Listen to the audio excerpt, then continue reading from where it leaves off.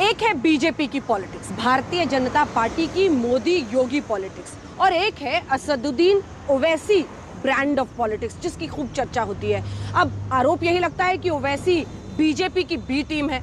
आरोप यह भी लगता है कि वो समाजवादी एजेंट है, जो योगी खुद लगाते हैं कि असदुद्दीन ओवैसी तो समाजवादी पार्टी के एजेंट हैं, या फिर ओवैसी और बीजेपी चाचा भतीजा हैं, जैसा आरोप राकेश टिकैत ने लगाया है। आरोप देखिए हर तरफ से लगते हैं, लेकिन ओवैसी की राजनीति को हमेशा बीजेपी की बी टीम इसलिए कहा जाता है क्योंकि वो मुस्लिम वोट बैंक पर सीधा निशाना साधते हैं, और ऐसे में आरोप ये लगता है कि उनकी हिंदू मुस्लिम वाली ध्रुवीकरण की राजनीति बीजेपी को फायदा पहुंचा देती है।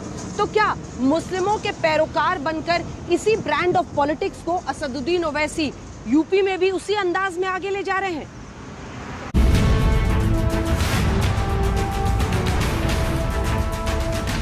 ओवैसी समाजवादी पार्टी के एजेंट बनकर के प्रदेश में भावनाओं को भड़काने का कार्य कर रहे हैं।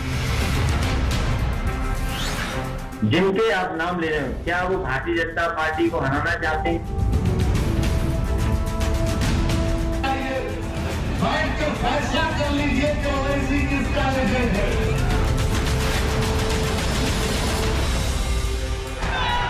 असदुद्दीन ओवैसी लखनऊ की लड़ाई के वो सिक्के हैं जिन्हें अपनी अपनी राजनीति में दूसरे उछाल तो लेते हैं, लेकिन अपनी जेब में नहीं रखते। इसीलिए ओवैसी यूपी की अपनी रैलियों में ये कहकर तालियां बटोरते हैं। जैसा कि यादव ने अपने घर की शादी में मोदी को बुलाया, पूरे भाजपा के लीडरों को बुलाया, उसी तरह कहिए जरा बैठ जाइए, बैठ के फैसला कर लीजिए कि ओवैसी किसका एजेंट है। बाबा आप भी बैठ जाओ, अखिलेश को भी। और मैं आपके दरमियान में खड़ा होकर ये कह रहा हूं, पहले भी कहा था, आज भी कह रहा हूं, किसी माई का लाल में हिम्मत नहीं है। ओवैसी किसके एजेंट, ये कहने की नौबत क्यों आई? इसे समझने से पहले इन तस्वीरों को देखिए।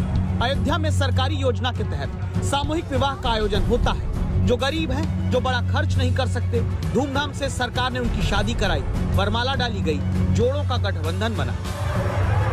जाहिदा बानो के साथ बहवस महर 5,786 रुपए के होने जा रहा है। क्या आपको यह बदल निकाह कबूल है? तो ये कबिल तो हाँ। इसी जगह पर अयोध्या में जहां हिंदू रीति रिवाज से सामूहिक विवाह का आयोजन हुआ, वहीं पर सामूहिक निकाह भी कराया गया। मुस्लिम लड़के लड़कियों का निकाह मौलवी पढ़ाते नजर आए। हिंदू गवाहों की मौजूदगी और सामईन हज़रात की मौजूदगी में दिया क्या आपने? मुख्यमंत्री योगी आदित्यनाथ खुद इस कार्यक्रम में पहुंचे। हिंदू मुस्लिम दोनों बेटे बेटियों की शादी का आयोजन तो एक साथ हो जाता है, लेकिन हिंदू मुस्लिम वोट के ध्रुवीकरण की राजनीति अलग अलग की जाती है, जिसमें ओवैसी को समाजवादी पार्टी का एजेंट मुख्यमंत्री बताते हैं।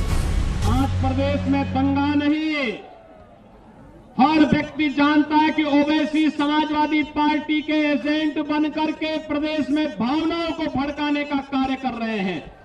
लेकिन उत्तर प्रदेश आज इस दिशा में आगे बढ़ चुका है।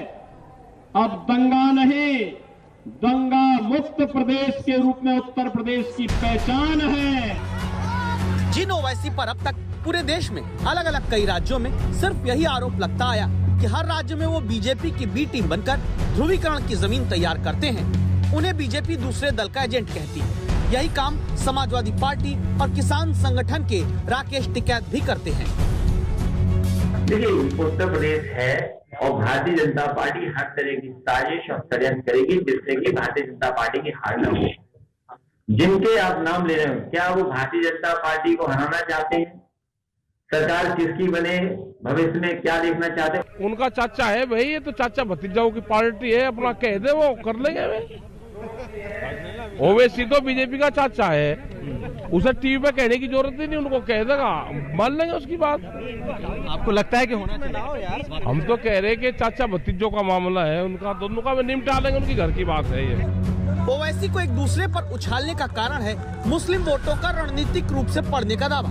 कहा जाता है कि मुस्लिम वोटर हमेशा से लगभग 50 से 70% तक गोलबंद होकर मतदान करते हैं। अब उन्हीं मुस्लिम वोटों को अपनी तरफ ओवैसी लाना चाहते हैं। इसीलिए मुस्लिम मुख्यमंत्री की दावेदारी के लिए मुस्लिम विधायकों को चुनने की बात ओवैसी अपनी रैलियों में करते हैं और खुद को एजेंट एक दूसरे का बताने पर चुटकी लेते हैं।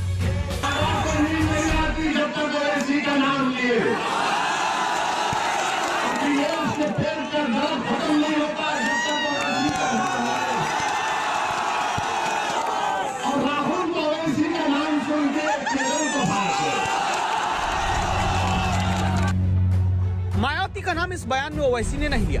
बिहार के चुनाव में मायावती की पार्टी ने ओवैसी के साथ मिलकर चुनाव लड़ा था। यूपी में इसके कयास पहले ही बीएसपी खत्म कर चुकी है। मुस्लिम वोट पर बीएसपी की ताकत लगातार घटती भी जा रही है। यही वजह है कि अब मायावती ने अभी अपना सारा फोकस SC/ST सीटों पर लगा दिया। उत्तर प्रदेश में बीएसपी की नजर मुस्लिम सीट से ज्यादा 86 SC/ST सीट पर है, जहां वो दलित और ब्राह्मण वोट की जुगलबंदी से प्रदर्शन बेहतर करना चाहती है। आपको मुसलमानों को बहलाने के लिए उत्तर प्रदेश के मुसलमानों को, बल्कि भारत के मुसलमानों को बहलाने के लिए, फुसलाने के लिए हमारे हाथ में खिलौना दे दिया गया कि मुस्लिम वोट बैंक है, मुस्लिम वोट बैंक है। बीएसपी हार गई, तो जब हारते कहते मुसलमान ने वोट नहीं दिया। हकीकत यह है कि उनको हमारे हिंदू भाई और बहनों ने वोट नहीं दिया। ये बात राजनीतिक जानकार कहते आए हैं कि ओवैसी के अच्छे प्रदर्शन से अखिलेश की पार्टी को यूपी में नुकसान हो सकता है। तो अब सवाल है कि आखिर ओवैसी किसके है? एक्सपर्ट का मानना है कि ओवैसी दरअसल अपने खुद के ही वो एजेंट है जो 8 साल पहले एक शहर की पार्टी कही जाने वाली AIMIN को अब देश के सबसे बड़े चुनावी राज्य में भी स्थापित करना चाहते हैं। इसी बहाने अपने राष्ट्रीय विस्तार के साथ ओवैसी खुद को राष्ट्रीय स्तर पर मुस्लिमों का सबसे बड़ा नेता बनाना चाहते हैं।